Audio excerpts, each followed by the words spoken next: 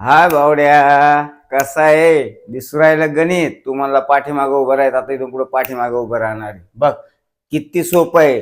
डोकं लावायचा विषयच नाही, कारण तुला माहिती आहे आपल्याकडं डोकंच नाही. चल मग हे बघ, याची कंडिशन कशी आहे बघ.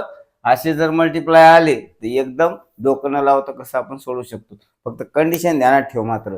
हे पाठीमागचे दोन अंक आहे ना, यांची बेरीज किती पाहिजे? 10 पाहिजे. आणि हे जे पहिले पहिले अंक आहेत ना, हे सारखे पाहिजे. असं असेल ना तर डोकं लावायचा विषयच नाही. बघ हे पाठीमागचे 8 आणि 2 या दोघांचा सरळ सरळ गुणाकार करायचा. 8 दोन्ही किती झाले? 16 झाले. किती झाले? 16 झाले. आणि हे 7 आणि 7 सारखे. त्याच्या पुढचा अंक कोणता असतो बाळा? कोणता असतो भावड्या? 8. मग या दोघांचा गुणाकार करायचा. 8 साठी 56.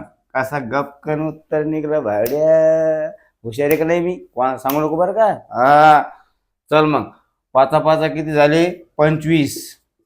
आणि 8च्या पुढचा अंक कोणता आहे? 9. 9 8 किती झाले? 72. कसं गपकन उत्तर निघलं भावड्या.